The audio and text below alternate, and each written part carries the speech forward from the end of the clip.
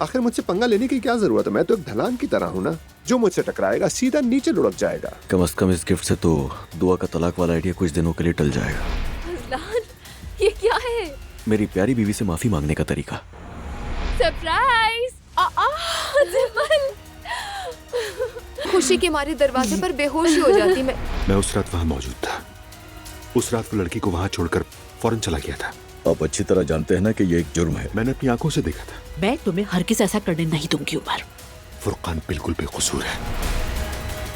ये जगह वाकई अच्छी बन गई। ये सब ज्यादा अरसे नहीं चल सकता। एक ही जबरदस्त वार करते हैं और फिर गायब हो जाते हैं। अगर लालच की तो मुसीबत में फंस जाएंगे और मैं बिल्कुल भी जेल नहीं जाना चाहता। दिखने में तो बिल्कुल भी पागल नहीं लगते, हम सबसे ज्यादा ही समझदार लगते हैं। मैंने तुम्हारे लिए गेस्ट रूम तैयार करवाया है। क्या? एक मिनट, मुझे क्यों नहीं बताया गया? क्या तुम्हें मालूम था? मुझे पता था कि यही फैसला किया गया। शुरुआत हो चुकी है ईशल साहिबा, अंजाम की शुरुआत।